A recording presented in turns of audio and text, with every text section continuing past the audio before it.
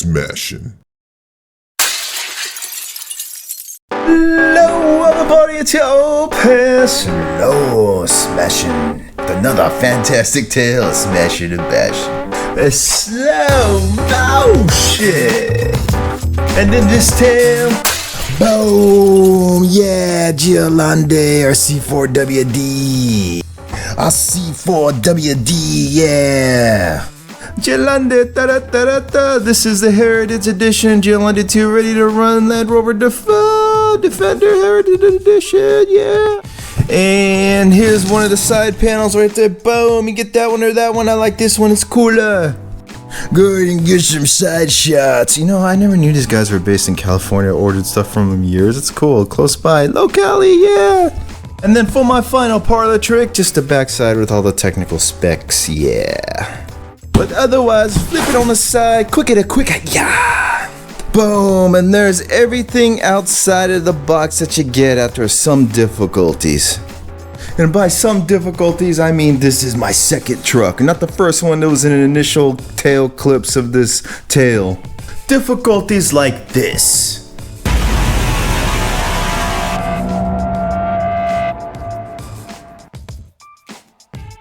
Quality control issues. But wait, there's more. This being the second one that is actually working, because I did some smashing footage off camera, has this. Second time is not the charm right here. Wow, quality control. Look at that busted link right there. Well, it's not busted. I'm just gonna throw it back in. This one I think I'm gonna fix and just go with it and continue on this review. I really like this truck, but this sucks when you got quality control problems.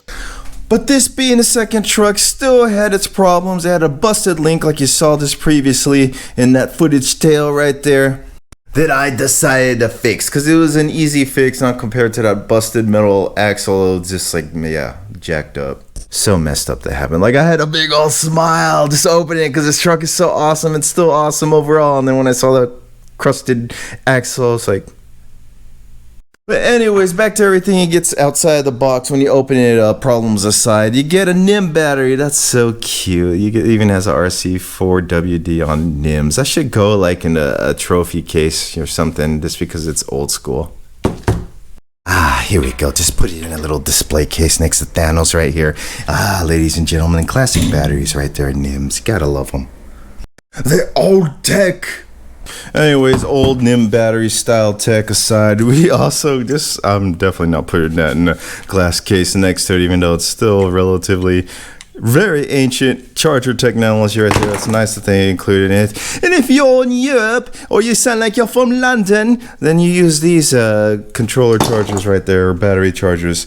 Moving on, you get stickers, which I like the look of some of those stickers, mainly these black ones on the side panels right there. Those are cool. So if you like stickers, you could do that. And then inside the bag, normally I throw away the instruction book, toss it aside.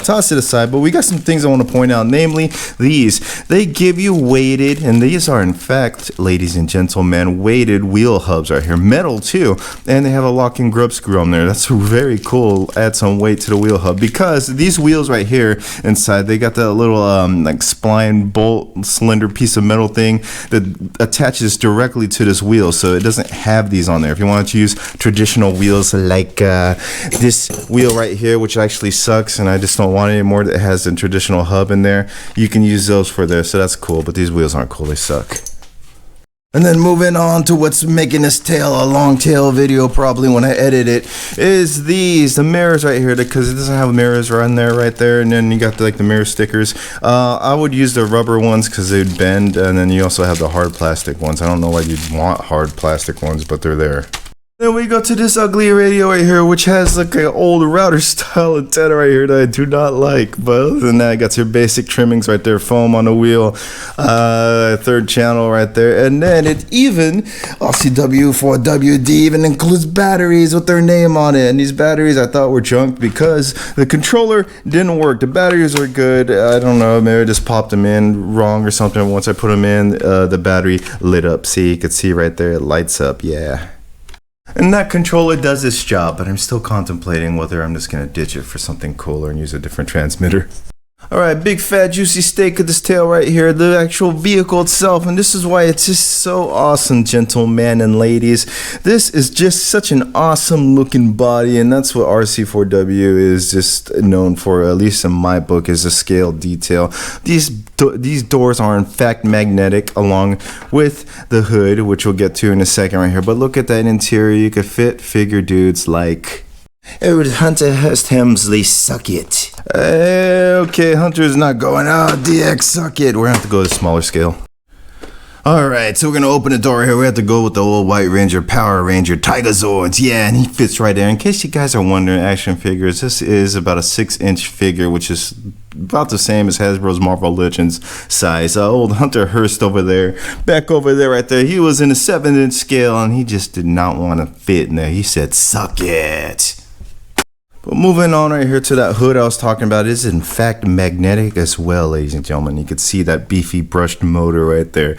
I love that. This thing is gonna be so cool for like photo pictures, photography, yeah. You got the option to put LEDs in there in case such a thing. Night crawling, trip over a rock and break your ankle in a dock, yeah. Get an other side view. Look at these wheels right here. These are heavy metal wheels, ladies and gentlemen. They're nice. I like them, except for they don't use traditional hubs like I was talking about. That's okay. In case you want to switch these tires out, switch your tires out and use the wheels. These tires have like a heavier foam because if I didn't mention it, this truck right here passes the preacher curl, bicep curl test right there because it's heavy. You could do some Arnold concentration curls with this thing. It's a heavy truck, and these wheels add to the heft, and these foams need to be heavier, which is good that they paired up with it. The rubbers themselves, they feel kind of soft after driving it a little bit, but they don't stick too good. But maybe this because the lack of grippiness, and this truck is so damn heavy, and it has no oil in the shocks. But I wanted to point out with this door right here on the other side of the interior, looks good. You can definitely want to add those stickers in there. But this magnetic door just tends to always want to close naturally, so that's good, I guess, because if you're out in the trail just driving around, it'll close on you. And if it magically pops open, it'll close back on its own. Check out this magnificent, this rather morbid, this rear end right here. Look at this tailgate. If I could point your attention right here, these little clips right here come out, and what every truck should do have is a tailgate right there. Look at that. It just folds out. Look at that interior. It's just great again for photography, scale realism, or if you have a garage, one of those scale garage things, if you're into that, this would just pair up so nicely in there with those figures like White Ranger back there. And it has metal bumpers and in the front as well, I believe. Yep, it feels metal. Take a magnet to it. And this body, it's just so deceiving. In person, I thought it was a metal body, especially after doing like the curl test right here, feeling how heavy it is. It's actually plastic because I took a magnet to it. Take a magnet to it, doesn't stick. It's plastic that just mimics metal, but it looks really good down to the rivets. His body is incredibly detailed. You can see right here the magnet doesn't go, but when it gets to the actual magnet, it sticks. The magnets are in the door, so in fact magnets. If you were not believing me, there was magnets in the doors. Gas cap, I mean, this thing just got it all over. Realism, scale, coolness right there. I love this truck. It makes you want to take it easy and not go hard and just keep it a trail truck.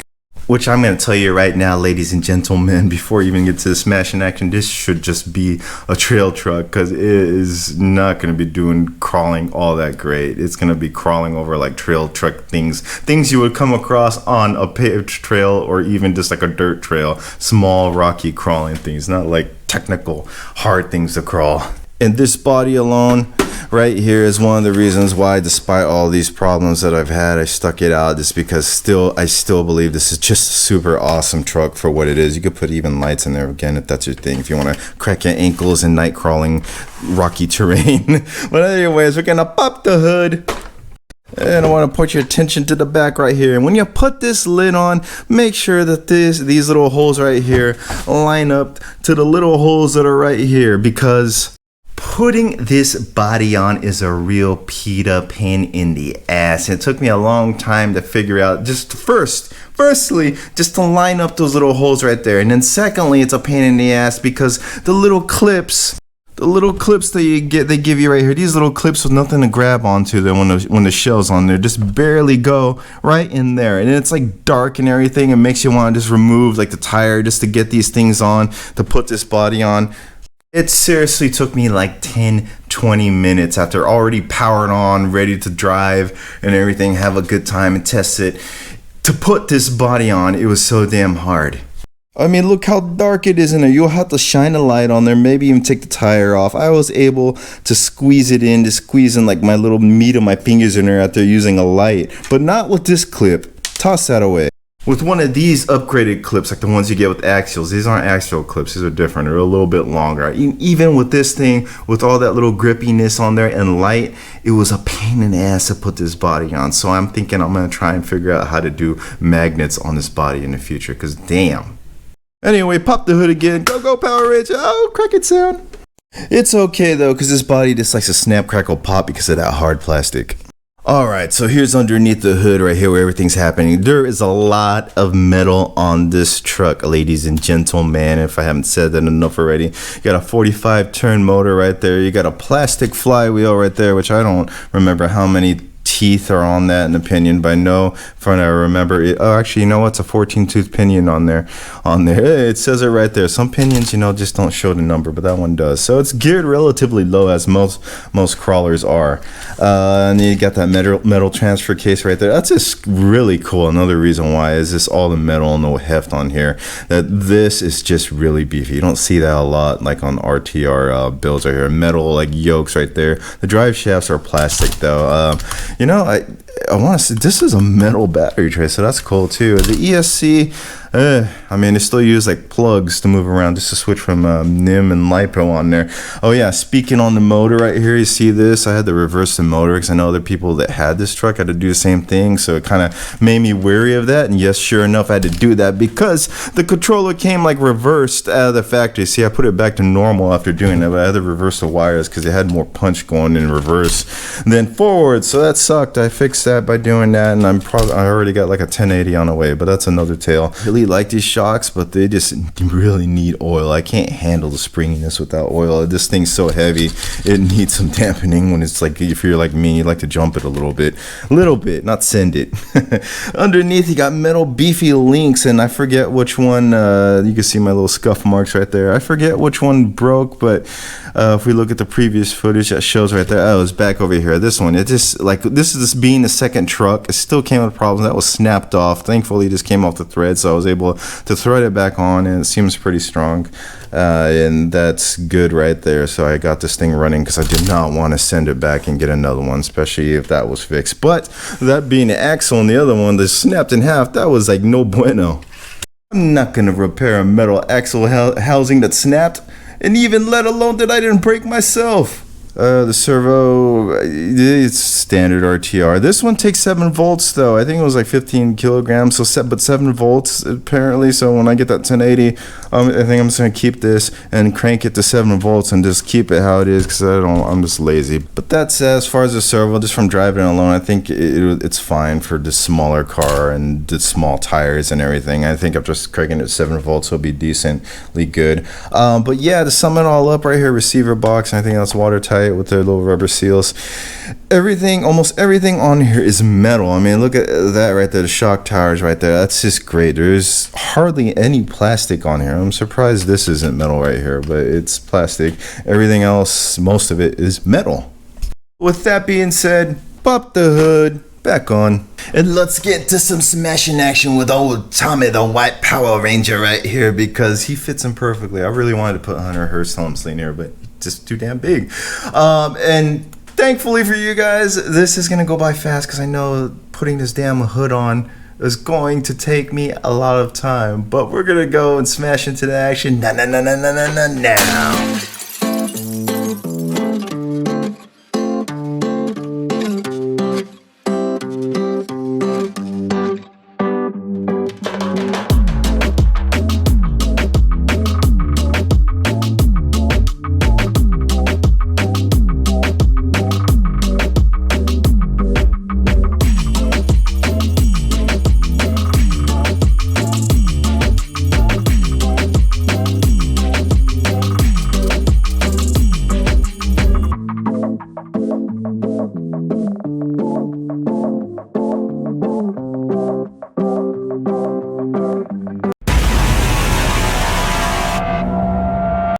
no, engine problems.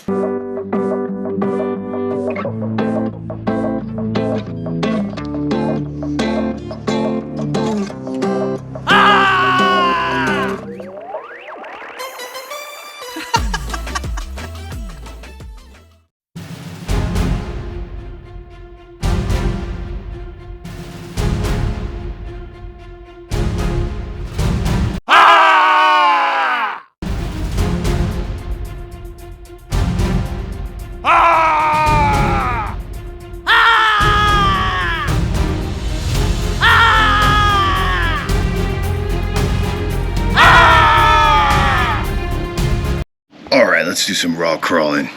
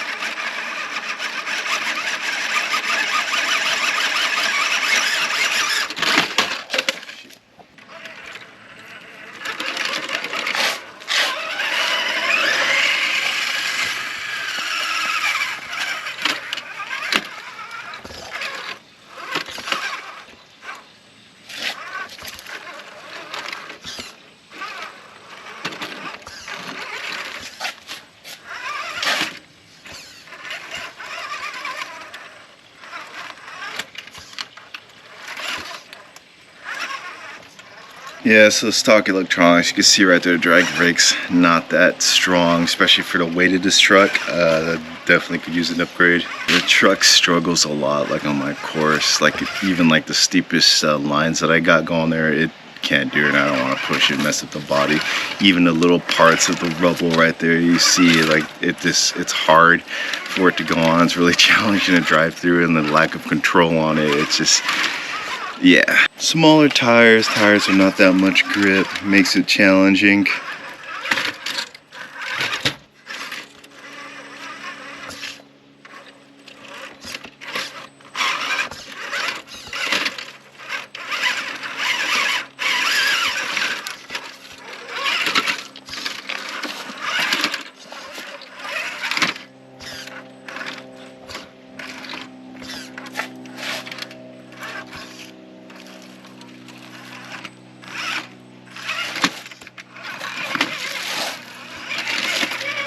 On the bright side, that servo does seem to be doing an okay job, so I can imagine on 7 volts it'd be even better.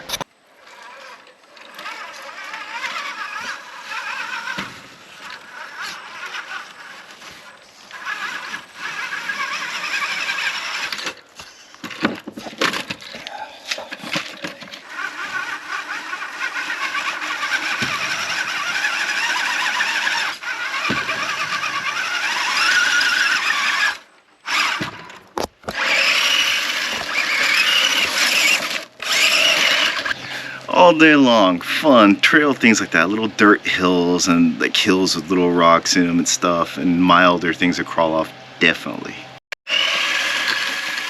Back to my counterpart.